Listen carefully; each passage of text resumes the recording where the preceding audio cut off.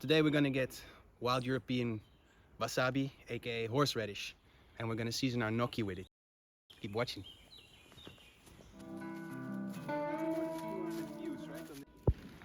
It is summer and there's wild raspberries.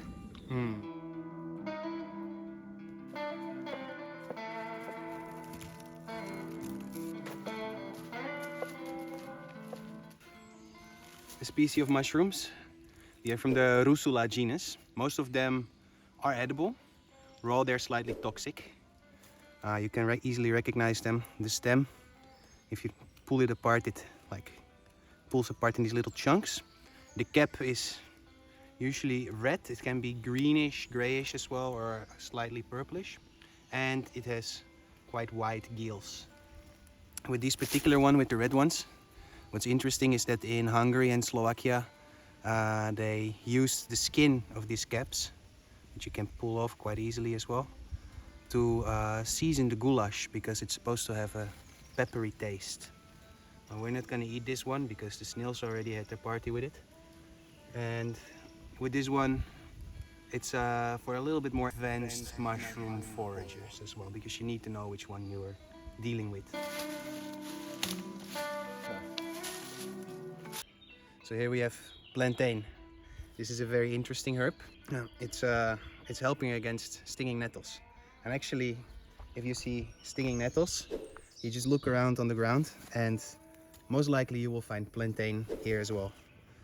This little leaf can be rubbed on the place where you got stung by the nettles, and like that the rash will get milder and the burning sensation from the stinging nettles is gonna go away. Like, it will help against it. So the older leaves, they have quite strong fibers. That's why it's recommended to cook them. You can steam them. They're actually widely used in Asian cuisine for their edibility, and here in Europe we are also making salves with it. So you just rub them up a little bit. You go to a nettle, ow, and you rub on the place where you get stung. It will help.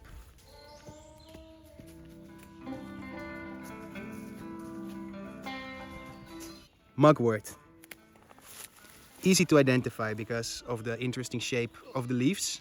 It's bright green on the top, and on the bottom it's much lighter, whitish, grayish almost. This is a very interesting herb.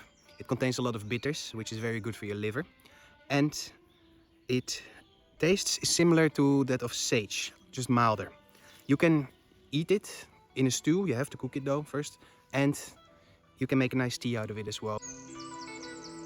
Interesting aspect on this herb is that it used to be used for flavoring beer instead of hops, which we're gonna show you in a link that's gonna be right here in the near future. One more on plantain. These are the conical seeds and you can just eat them raw. It's a superfood.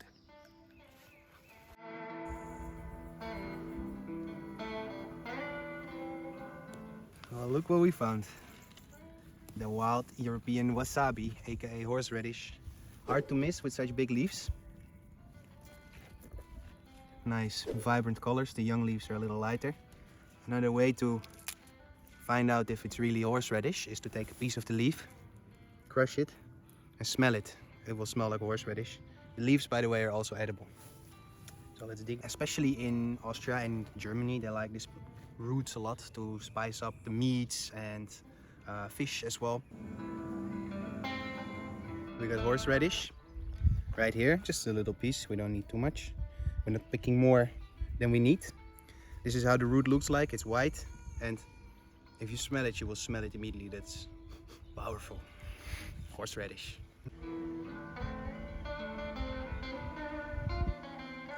More bitters. Everything on this plant is edible. The roots, the leaves, and the flowers. Right now it's out blossomed already. Some leaves are coming back. I do recommend, when you want to pick these, to pick the younger leaves. They are more tender. They're quite bitter. So what I usually do is that I mix them with another vegetable that has not a bitter flavor, like wild garlic, and you can just saute them in the pan like that. Or you just dump them in a green smoothie. What's also important about these, they're packed with nutrients, and in general, people in their diet, they don't eat enough bitters, which is normal because it's not like the most flavorsome flavor that there is, right? But it is very important, and they're growing everywhere. You can pick them anytime you like. In the winter, you can harvest the roots, you can dry them, roast them in the oven, and you can make a coffee substitute. So here we have chicken of the woods. This is the fruiting body of a parasitic fungus, and it's edible. So it's kind of hard to miss because it's quite orange. It grows on the wood. Sometimes it's hidden a little bit. These are a little older specimens already. Usually in May, early June, you can spot these like big orange spots in the forest. That's where the chicken of the woods is growing on a tree. It's usually growing on a dead tree or a tree that is dying, but it can also parasite on trees that are still alive and standing. It does indicate that there's something wrong with the tree already. What's interesting about this one, what I've experienced, is that they grow on cherries a lot here, but they also tend to grow on oaks and beeches a lot. When they grow on the cherries, this is a wild sour cherry, the taste is also a little bit more sour, but they're fairly easy to prepare and you can recognize them quite easily. Bright orange on top, sometimes a little bit more creamy, and the bottom is usually whitish with small little pores that you can spot. But these one you can eat anymore.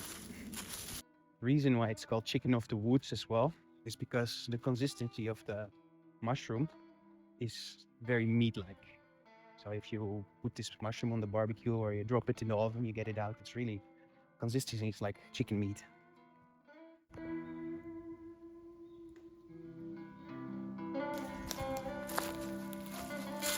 Nice.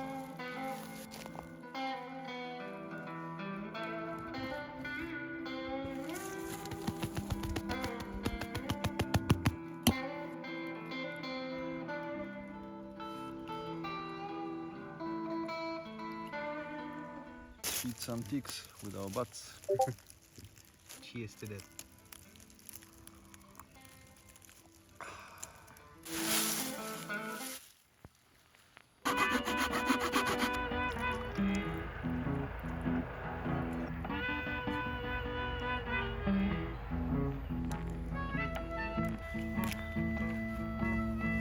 With nettles, it's important you pick the top leaves, and they should not be flowering yet. We can see a nice bunch over here. They got a lot of flowers already. They will turn into very nutritious seeds. But we're taking these young leaves. Actually, it is said in popular belief that nettle stings help against rheumatics. So, cheers to that.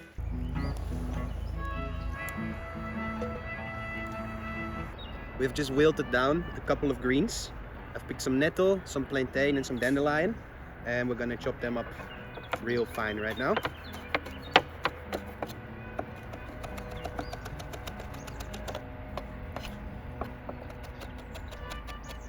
So plantain was used by the Romans already as well. There is an ancient Roman guy who's called Pliny the Elder, and he wrote books, and he wrote a book with recipes as well, and plantain and dandelion are featured in there as well. Plantain itself is rich, vitamin C, K and A. Well, nettles are of course very rich in vitamin K. What's up, fella? Now we're gonna make gnocchi. Like I said, nettles are very rich in vitamin K and vitamin C as well. They contain a lot of fiber, which is really good for you as well. The plantain, it's also very rich in minerals and vitamins. And the dandelion as well. Also, it has to be tasty, of course. So I didn't add too much dandelion. So let's get messy.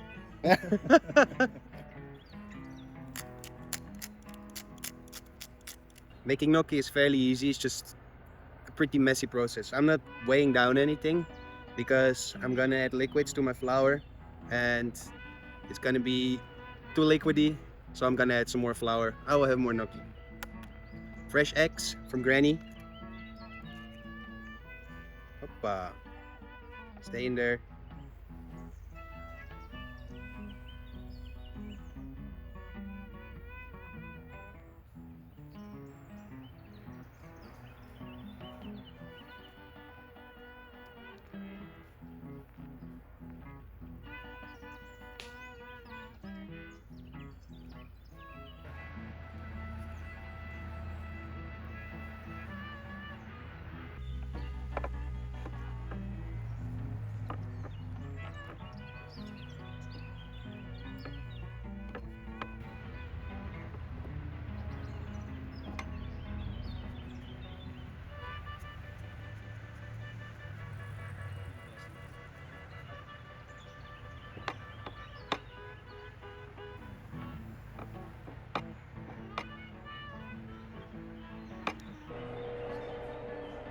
Just wait a bit.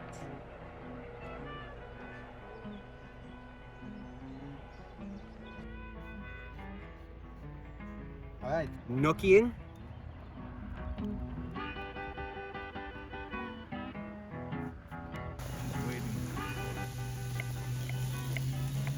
Pen has a couple of properties. One of them is to spice things up, of course.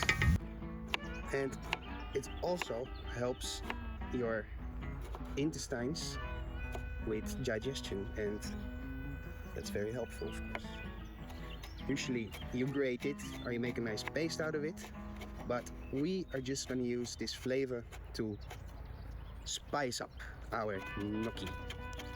So I'm just gonna coarsely chop it, try to get it as fine as possible here. Chop, chop, chop, chop, chop. Together with the garlic, and just try to get that small.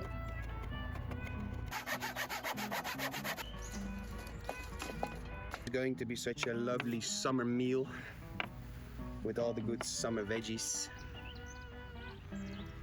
Chanterelles. The veggies go in.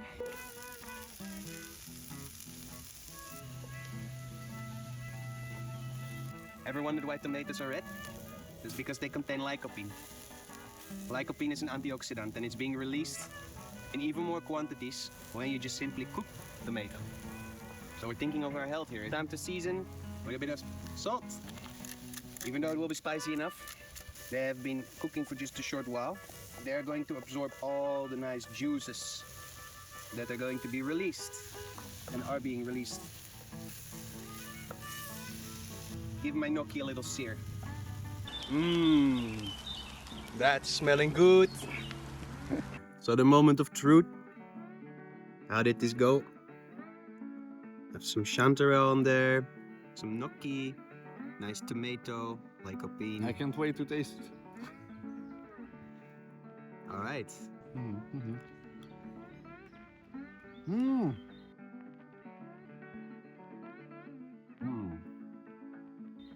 Actually, it's more impressive than I thought. That's excellent.